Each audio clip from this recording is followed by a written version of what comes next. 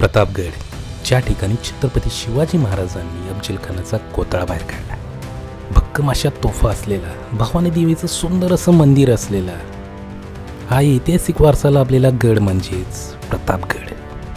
खरंच नाव जरी घेतलं तरी आपल्याला आठवतो हा संपूर्ण इतिहास. नमस्कार मित्रांनो, रणजित बर्गे यूट्यूब चॅनलवर आपलं स्वागत आहे. आणि आज आपण चाललोय प्रतापगडावर. आपण आहोत या महाबळेश्वरच्या घाटामध्ये आणि आता थोड्याच वेळात पोहोचणार आहोत या प्रतापगडाच्या पार्किंगमध्ये. त्यामुळे डायरेक्ट आपण बघूया या प्रतापगडाचा सुंदर असा व्हिडिओ. फायनली आपण आता गाडी पार्क केलेली आहे आणि आता चाललेलो होतो या गडाच्या दिशेने. 5 ते 10 मिनिटातच आपण आता गडाच्या महाद्वाराच्या जवळ पोहोचलेलो होतो आणि बघू शकता अशा मोठमोठ्या क्रेन इथं आपल्याला दिसत आहेत. खूप असं वरती भरपूर असं काम चालू आहे सध्याला. दगडी पायऱ्या चालू होताच आपल्याला डाव्या बाजूला आपल्याला लागते एक छोटीशी गुफा. ती तयार केली होती अफजलखानाच्या युद्धाच्या वेळेस आणि त्यानंतर चालू होतात या दगडी पायऱ्या. दगा आवाज सुन के टेंट के बाहर का बॉडीगार्ड शिवाजी महाराज के ऊपर अटैक किया गया. आपण असे गाईड सुद्धा घेऊ शकतो. गाईडची किंमत इथं 600 रुपये आहे आणि जर गाईड घेतलं तर आपल्याला गडाचा पूर्णतः इतिहास आपल्याला समजू शकतो. महाद्वाराच्या शेजारील या भिंतींचं काम चालू आहे सध्याला. दगडी पायऱ्या संपल्यानंतर आपण पोहोचतो या गोमुखी आकाराच्या महादरवाज्याजवळ. शत्रूचा हल्ला डायरेक्ट महादरवाज्यावर होऊ नये म्हणून ही गोमुखी पद्धत वापरली जाते. महाद्वाराचे दरवाजे आपल्याला नव्याने काम केलेले सुबक आणि नक्षीकाम केलेले दिसून येतात. आपण आलेलो आता महाद्वाराच्या मध्ये. महाद्वार क्रॉस करून आल्यानंतर आपल्याला या तोफा आपल्याला दिसून येतील आणि इथं आहे पूर्वीच्या काळी मशाल पेटवण्यासाठी जागा. महाद्वाराच्या आत आल्यानंतर समोर पहिल्यांदा आपल्याला दिसतोय हा ध्वजबुरुज. तो आपण आता बघूया. ते बघू शकताय हे आपण ज्या ध्वजबुरुजाकडे जात आहोत तिथलं असं भरपूर असं काम सध्याला चालू आहे. असं वरती बघत बघत आपल्याला हा गड जायचा आहे. ध्वजबुरुजाकडे जात असतानाच आपल्याला 2 अशा मोठमोठ्या दगडी वस्तू आपल्याला बघायला भेटल्यात. हे आहेत दगडी जाते. त्या काळातील धान्य बारीक करण्यासाठी, पीठ करण्यासाठी वापरले गेलेलं हे दगडी जाते. हे बघू शकताय किती भली मोठी अशी आहे ती. भली मोठी अशी ही जाती बघून मी आश्चर्यचकित झालो आणि त्यानंतर निघालो ध्वजबुरुजाकडे. प्रतापगडाच्या प्रत्येक फोटोमध्ये जो बुरुज दाखवला जातो तो हाच. आपण आलेलो होतो आता ध्वजबुरुजावरती. आपल्याला जे लांबून आपल्याला जो दिसतो तो म्हणजे हा ध्वजबुरुज.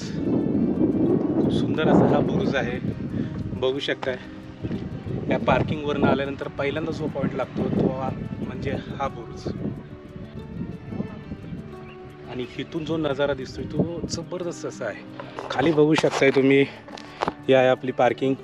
आणि त्या साईडने आपण आलो. तिकडे आहे महाबळेश्वर, ते आहे वाडागाव आणि हे सगळं आहे जावळीचं खोरं. जबरदस्त असा या जावळी खोऱ्यातील इतिहास. आणि ते समोर दिसतंय ते आहे अफजलखानाचा वध केलेल्याचं ठिकाण. अफजलखानाची कबर होती तिथं आहे.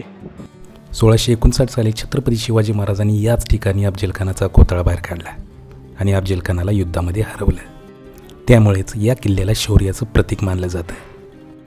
1656 मध्ये छत्रपती शिवाजी महाराजांनी जावळी खोरे ताब्यात घेतले आणि त्यानंतर मोरोत्रंबक पिंगळे यांना हा गड बांधण्याची आज्ञा केली. आपल्याला टप्प्याटप्प्याने हा किल्ला बघायचा आहे. आता आपण या बुरुजावरून तसंच आता आणखीन वरती जाणार आहोत. तिथं आपल्याला भवानी मंदिर, केदारेश्वर मंदिर, बरेच अशी मंदिरं आणि भरपूर असं काय बघायला आपल्याला मिळणार आहे.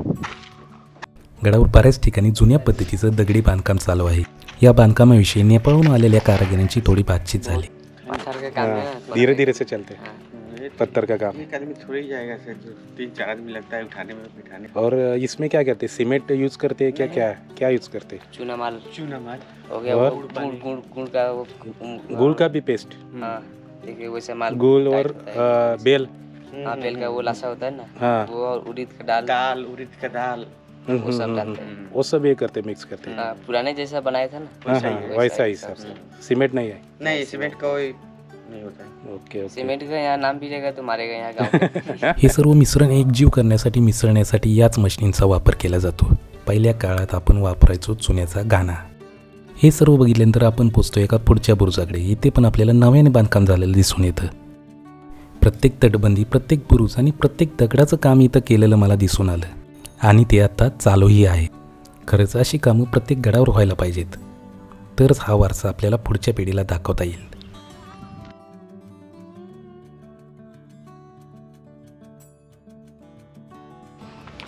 या गडावरचं सगळ्यात सुंदर असं हे ठिकाण म्हणजे भवानी मंदिर. प्रतापगडावरच्या भवानी मंदिराचं खूप नाव ऐकलेलं होतं आणि आज ते मी प्रत्यक्षात बघणार होतो. आत आल्यानंतर लगेचच आपल्याला दिसतात मंदिराच्या परिसरात ठेवलेल्या व्यवस्थित अशा तोफा. बघू शकताय किती जबरदस्त अशा या तोफा. आणि याला वरती एक हँडल सुद्धा आहे, आपण धरून ही तोफ वापरू शकतो. खांद्यावर घेऊन वापरणाऱ्या तोफा, हातात घेऊन वापरणाऱ्या तोफा, नंतर दगड तोडण्यासाठी वापरण्यात येणारे पहार पण इथं आहेत.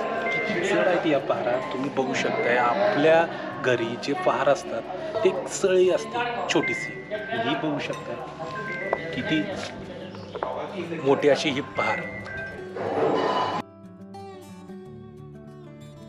मंदिराच्या आतमध्ये आलो आणि या प्रसन्न अशा या वातावरणात समोरच दिसली हंबीरराव मोहिते यांची तलवार. ही तलवार बघून विचार केला की याच तलवारीने किती युद्ध लढवलेली असतील. त्यानंतर आज जाऊन भवानी देवीचं दर्शन घेतलं. भवानी देवीची ही प्रसन्न अशी ही मूर्ती नेपाळमधून गंडकी नदीतून शाळीग्राम शिळा आणून त्यातून बनवलेली होती. भवानी मंदिराचे आपण आता शेजारी आहोत आणि भवानी मंदिरामध्ये जो डोलाने फडकणारा भगवा आपण बघू शकतो आणि इथूनच दिसू शकतो हा सुंदर असा ध्वजबुरुज आणि पार्किंगची ही जागा. जसं जसं या किल्ल्याच्या वरती जाईल तसं आपल्याला हा सुंदर नजारा आणखीन आपल्याला दिसत जातो. हीच तर या किल्ल्याची खासियत आहे. भवानी मंदिराच्या शेजारी एक सुंदर असा यांनी एक फोटो इथं लावलेला आहे आणि या फोटोमधून आपल्याला दिसून येतं प्रतापगडचं युद्ध. या फोटोमधून आपल्याला खरा इतिहास, खरं युद्ध आपल्या डोळ्यासमोर येत आहे. जबरदस्त हा फोटो आहे, मला खूप आवडला. आणि आपल्याला इथं शेजारी जुन्या काळातील खूप सुंदर अशा या वास्तू आपल्याला दिसून येतील. हे ज्या वास्तू आहेत त्या मी अजून बघू शकत नाही की नक्की काय आहेत, पण या तोफा इथं आणि हे मोठमोठाली ही जाती, खरंच काही जाती असतील. जुन्या काळातील या वस्तू बघायला खूप भारी वाटतं. खरंच यातूनच कळतो आपल्याला खरा इतिहास. भवानी देवीचा हा सर्व परिसर बघून आता वेळ होती बालेकिल्ल्याकडे जाण्याची. त्यानंतर बालेकिल्ल्याच्याच रस्त्यावर आपल्याला लागतो समर्थ स्थापित हनुमानाचं मंदिर. या गडावरचं हे दुसरं मंदिर.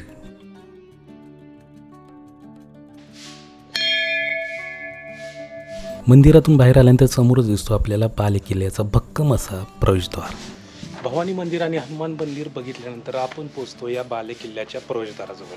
तर हे दगडी बांधकाम असलेलं अजूनही भक्कम स्थितीत असलेलं हे बालेकिल्ला आणि बालेकिल्ल्याचं हे प्रवेशद्वार.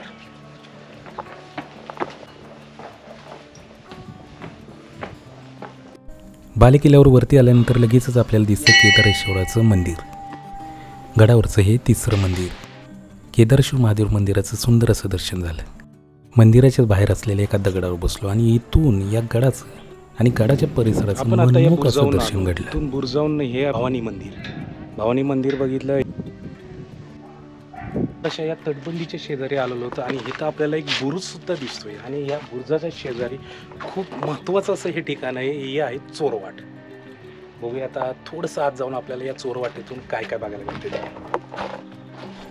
केदारेश्वर महादेव मंदिराच्या मागेच असलेली ही पहिली चोरवाट. अशा बऱ्याच चोरवाटा या गडावर आहेत. गडावर आक्रमण झाल्यानंतर गडाच्या बाहेर पडण्यासाठी या चोरवाटेचा वापर करत असत. इथून ही चोरवाट बंद केलेली आहे. पहिले या चोरवाटेतून आपण डायरेक्ट खाली या किल्ल्याच्या खाली आपलं निघू शकत होतो. सुरक्षेच्या कारणाने एवढीच आता ही चोरवाट ओपन आहे.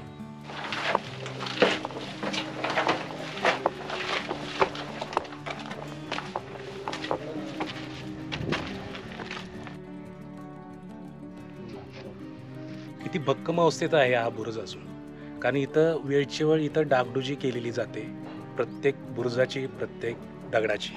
इथं आपल्याला दिसतोय हा जो आलेला पोलादपूरहून आलेला हा रोड. आत्ता आपण ह्याच रोडने आलो पोलादपूरवरून आणि आपल्याला जायचं आता सातारा. थोडंसं धुकट वातावरण आहे, पण पूर्णतः आपल्याला इथं सावित्री नदीचं खोरं, कोकणातला हा परिसर, खूप सारे निसर्गरम्य असा हा परिसर. आता आपण चाललोय या तटबंदीवरून आणि बघू शकता किती वस्ती आहे. आता आपल्याला जायचं इकडच्या मुख्य आणि महत्त्वाच्या अशा ठिकाणी म्हणजे छत्रपती शिवाजी महाराजांचं हे स्मारक. खूप सुंदर असं हे स्मारक आहे. खूप भला मोठा असा हा पुतळा आपल्याला बघायचा आहे. हे गडावरचं सर्वात उंच ठिकाण आणि याच ठिकाणी राजांचा राहता वाडा होता.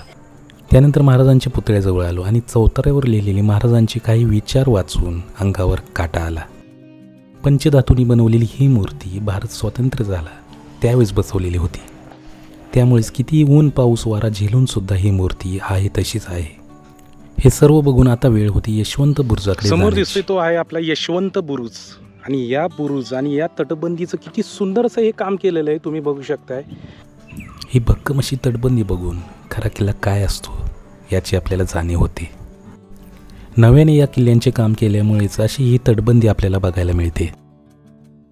यशवंत बुरुजाच्या खालून सुद्धा एक चोरवाट गेलेली आहे आणि आजही ही भक्कम अशा स्थितीत आहे.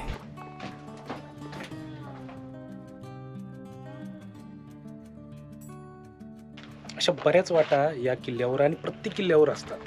ज्यावेळेस शत्रूंचं युद्ध होतं त्यावेळेस ह्या चोरवाटेने आपण या किल्ल्याच्या बाहेर पडू शकतो.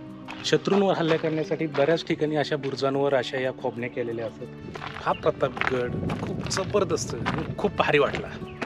इथलं बघू शकता सर्व असं काम, सर्व बुरुज, सर्व दगडी व्यवस्थित आणि मेंटेन अशी केलेली आहेत.